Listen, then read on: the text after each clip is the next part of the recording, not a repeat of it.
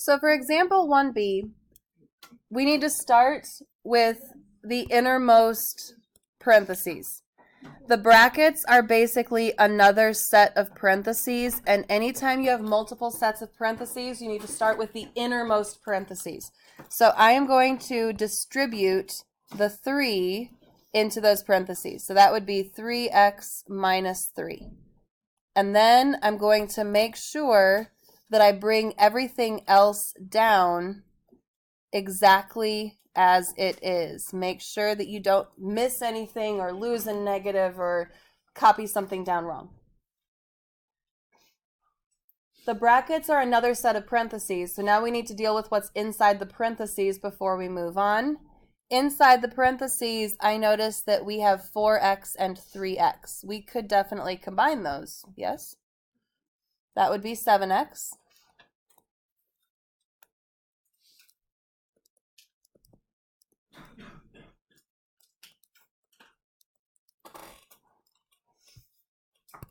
What do you think we should do next? Distribute the negative 2 into those parentheses. So let's do that. That would be negative 14x plus 6. And bring that 5x down.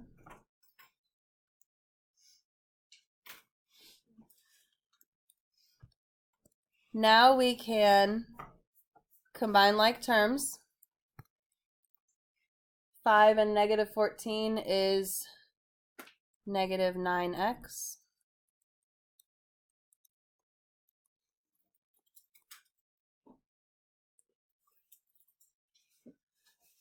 The comment I hear the most about this problem is that it's not overly difficult. It just takes more time and more space than you're used to giving solving equations. Now we are at a classic two-step equation.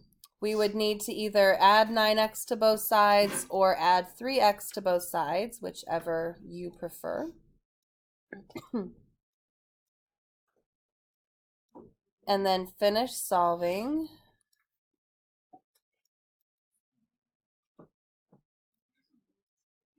If you want to write your answer as a reduced fraction, this would be negative 1/3. If you wrote your answer as x equals 0.33 or 0.3 repeated, that would be fine as well. On example 2, we have some options. There are at least 3 ways that we could solve these problems. I like to think of strategic laziness. I'm not saying it's okay to be lazy in math, but there are times when one method would make you do less work than another method. And I found that in general, if I can make math less work, it makes you happier. So we call this strategic laziness. In example 2a, I see fraction equals fraction. Anytime that we have fraction equals fraction, what are we allowed to do? Cross multiply. So on this one, I would cross multiply. That gives us 30x equals 75.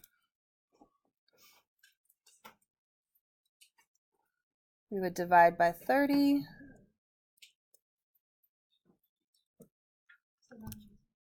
I think this is 2.5.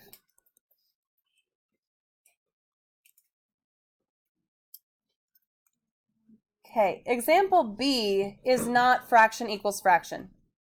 So we can't cross multiply. We could multiply everything by the same thing to try to get rid of the fractions, but I'm trying to think strategic laziness. Could we make this fraction equals fraction? If we subtracted 1/2 from both sides. So we would have 5x over 4 equals negative 1/2. And now we can cross multiply to get 10x equals negative 4. So x is negative 0.4. Now, there is another way to do this problem. The other way to do this problem is to multiply every single term by 4. 5x over 4 divided by 4 becomes 5x. This one becomes 2. Then you'd subtract 2 on both sides, and you'd end up with negative 0.4. So there are multiple ways that you could solve this. Your method might look different than your neighbor's method, depending on which method you chose. Okay, example 3. Now there really are 3 or 4 or 5 different ways that we could solve this. If we wanted to, we could add 1/3 to both sides and see what 2 plus 1/3 is, and then cross multiply. Honestly, I think that would take more effort. I think the easiest way with this is to destroy the fractions. You can destroy the fractions by multiplying everything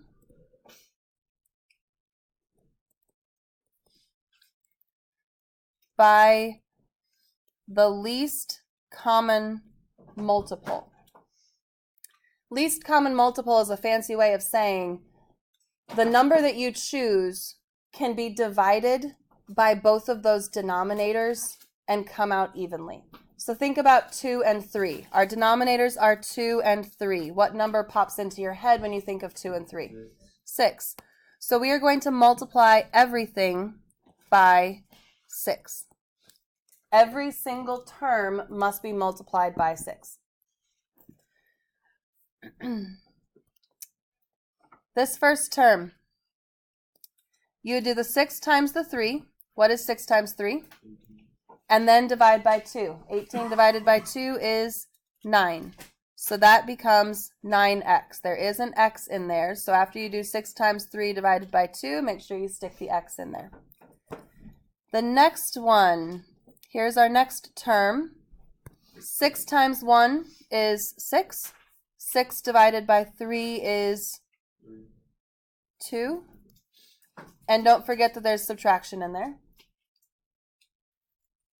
And then this one over here should be the easier one. Equals 12. I'm not going to take the time in this video to finish solving this, because do you feel like you can solve 9x minus 2 equals 12 effectively and correctly? Probably. So the big thing in example 3 is, how do we reduce this equation to linear form? That's why this section is called reducing equations that reduce to linear form. We start with something crazy looking, get rid of the fractions, make it turn into something that we definitely know how to solve. So take a look at B. What do you think you would multiply by in B? 20.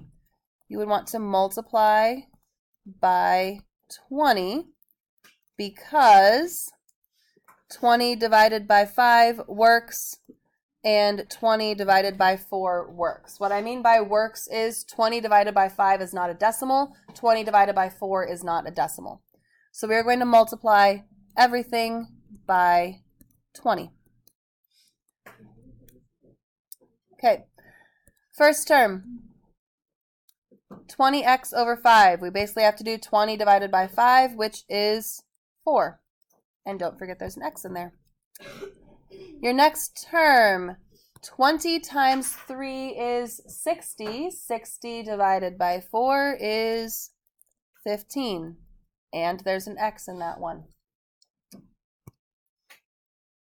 19 times 20 is 380. With the original problem, we did not have common denominators, so we could not combine the x's. Now it's 4x and 15x that can easily combine into 19x, and then we can easily finish solving that problem. I'm going to look at example 4b first. You definitely could subtract 1/4 on both sides to get 3x equals 2/4, which is 1/2. and then you could cross multiply to solve if you want to. That would definitely be a fairly easy way to do that problem. But these are not always going to match up so nicely. It's not necessarily going to be 1/4 and 3/4. Sometimes the denominators don't match. But if I look at 4 and 4, I can definitely divide 4 by 4. So I'm going to multiply everything by 4. That gives me 12x plus 1 equals 3. That equation we can definitely easily solve. Now let's look at A. We have some options with A. We could distribute 2/3. Do you like the idea of distributing a fraction? Not really. So probably not that. If we don't want to distribute 2/3, we need to try to get rid of 2/3 on the left side. You can always undo a fraction by multiplying by the reciprocal. So let's multiply the left side by 3/2 and the right side by 3/2. The comment I normally get here is, do you have to multiply the stuff in the parentheses by 2/3? And the answer is no. The parentheses are currently protected by those parentheses. So x plus 1/4, it's like that's sitting inside of a garden shed, and 2/3 is the padlock on the outside of that shed. We're going to get rid of that padlock, and then we can look at what's inside the shed. 3/2 times 2/3 would give us 6/6, which is 1. So this thing, which I don't want to circle in the same color, goes away. We have x plus 1/4 equals, fractions, we multiply straight across the top, straight across the bottom. So this would be 3/4. Does that look a whole lot like what we started with in example B? So now I would multiply everything by 4. It's a weird looking 4. And then we'd be able to finish solving. Now, in your assignment, I do want you to finish solving and get what x equals, but just to save time in class and on the video, I decided to not fully solve them. So on your assignment, make sure you fully solve them. I think we have one more example. It's a word problem. Honestly, I think it's pretty easy. To get an A in the course, you must have an average of at least 90 points for 4 tests that are 100 points each. For the first 3 tests, your scores were 87, 92, and 84.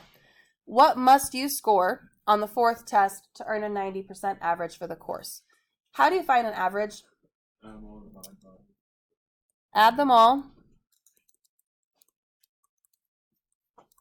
Problem is, I don't know what my 4th test is, so we use x, and then divide all of those by 4, and we want it to equal 90.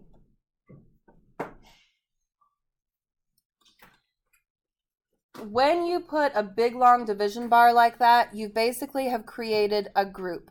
So we need to add this 87, 92, and 84. That gives us 263.